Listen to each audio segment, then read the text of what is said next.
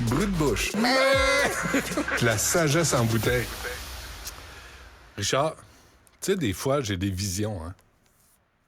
J'ai des visions. Il y a des fois, je prévois... Tu le sais, je suis un avant-gardiste. Je suis un futuriste. Je suis Nostradamus de notre époque. Le sais-tu ou pas? Non, je ne sais pas. Le 9 février dernier, Charlie est en train de trouver l'extrait, là. Le 9 février dernier, j'annonçais que Pierre-Carl Péladeau allait sortir son carnet de chèques et allait acheter les Alouettes. T'avais des informations. Non. On t'avait briefé. Pas en tout. Zéro. Quelqu'un avait fait couler des infos. Rien n'a coulé. Ni sur moi, ni dans moi, ni nulle part. Ben, tu coules des fois quand même. Ça arrive. Souviens-toi. Mais de l'information... Souviens-toi une fois, t'as coulé. J'ai coulé. Mais 2 points de suture, après on n'en parle plus. mais finalement, Pierre-Carl Péladeau achète les Alouettes et c'est une excellente nouvelle. Puis là, des fois... Ça, il va mettre... Ça veut dire il va mettre des joueurs francophones. Ben, déjà, parce qu'on sait que c'est important pour Pierre-Carl. Mais déjà, Mario Cecchini, alors qu'il était président des Alouettes, avait un plan, là. Et pour aller vers ça, là. Déjà, il a engagé des joueurs québécois. Je suis pas un grand connaisseur de football, mais ce que je sais, c'est qu'on a du bon football universitaire au Québec. Ouais. Tu sais, l'équipe de Québec, de l'Université Laval, l'équipe de l'Université de Montréal, ils sont bons. Là, Christy, mais tu vois, il y a le stade. J'espère que là, on va s'occuper du stade. Parce que moi, j'avais des billets de saison à un moment donné avec la famille. On y allait. Puis je pense qu'on est allé 2 ou 3 fois. Moi, je suis allé une couple de fois. C'est le fun en maudit, quand même. C'est le fun. Le stade Perceval-Molson, c'est le fun. Ben, pas tant. Moi, j'aimais pas bien ça parce que tu vois mal. T'es assis, c'est des bancs en métal. C'est pas confortable, c'est pas le fun. Amène ton petit coussin, apporte ton petit coussin. Mais se rendre là, c'était l'enfer. Oui, non, stationner là, c'est pas évident. Stationner là, c'est pas évident. Pas en tout. Puis, ou prendre le métro, tu sais, même il n'y a pas de métro à proximité. Fait que j'espère que là, ils sont... Puis là, j'espère que M. Péladeau prévoit qu'il va y avoir des pertes là, dans les prochaines années. Les joueurs des Alouettes ont tout un sideline. Ils ont tout une job, parce que c'est pas une job à temps plein. Ils ne vivent pas que de ça. Ils ne vivent pas que de ça. Il y en a beaucoup qui ont des jobs aussi, parce que la saison n'est pas très longue.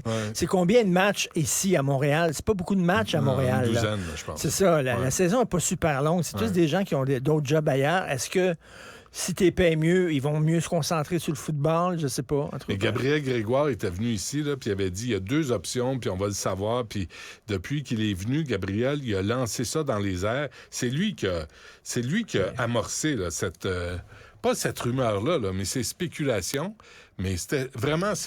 moi, je suis content de voir ça, puis je pense que je vais me racheter des billets pour aller voir les Alouettes. Puis on va donner un temps là, de transition, puis on va voir ce que va devenir l'équipe de Montréal. Et j'espère que ça va inspirer les Canadiens de Montréal en disant « Ah, tiens, on peut avoir une équipe gagnante avec des francophones. » J'espère que ça va les inspirer. Hier, il y en avait 7 sur la glace. Wow! Des Québécois. Quand même. Pour le match d'hier, je pense que c'était contre les Rangers.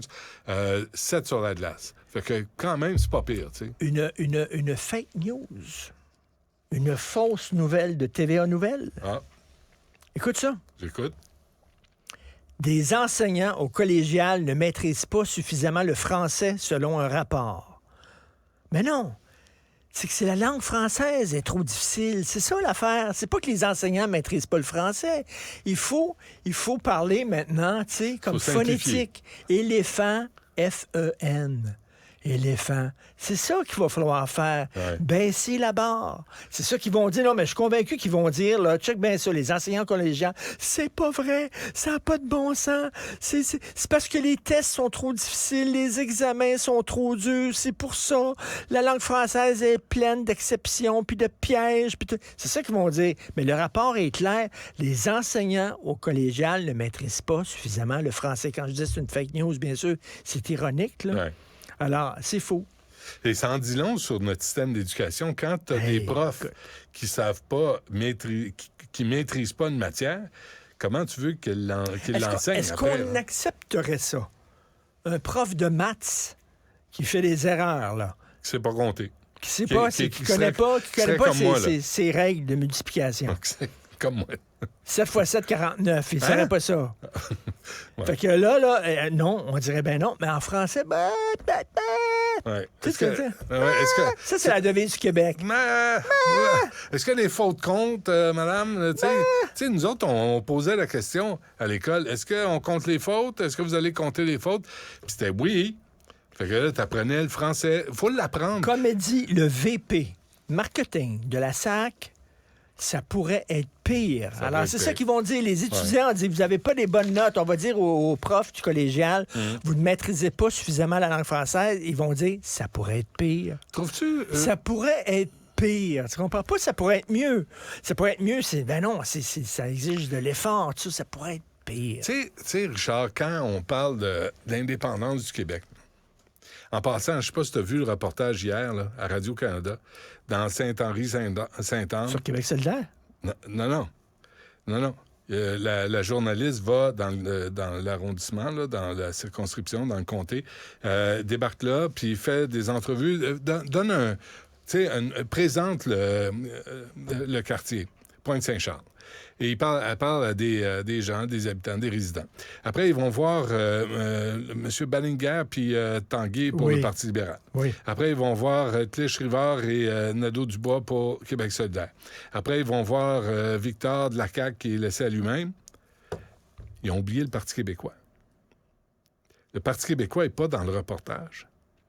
Radio-Canada, les donneurs de leçons sur la rigueur, fait un reportage sur les élections et oublie ou ne daigne pas parler à la candidate du Parti québécois. C'est un oubli. Jamais je croirais que Radio-Canada a boudé le Parti québécois. Mais tu sais, ils vérifient chaque point-virgule.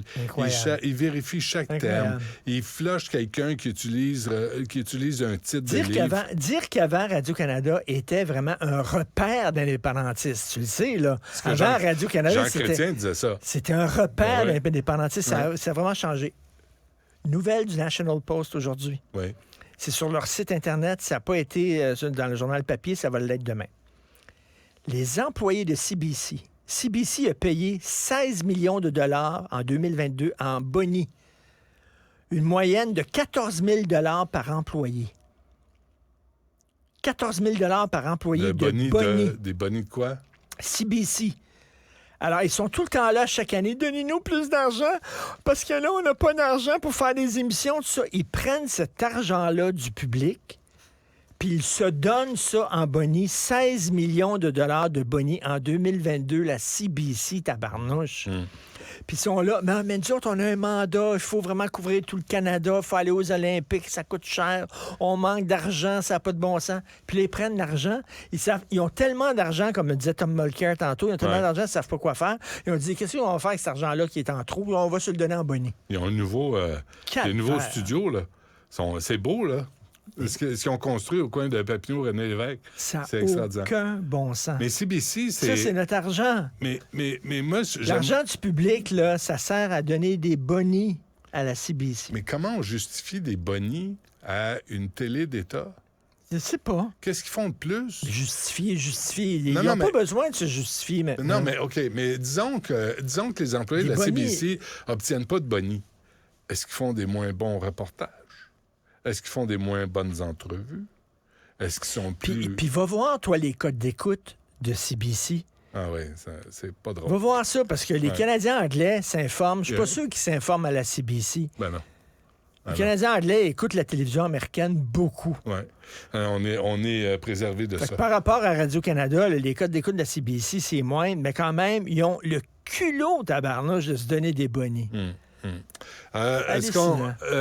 Charlie, as-tu l'extrait de Gabriel Grégoire qui nous annonce ça?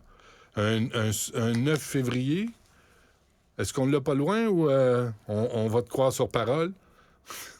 Ou Florence, tu peux imiter Gabriel. Quand tu as dit ça, le 9 février, tu as sorti ça de ton cul comme ça. Non, mais je venais de parler à Gabriel Grégoire, puis lui, il disait, il y a 2 options, puis ça s'en vient, puis vous allez voir, ça va changer, puis ça augure bien.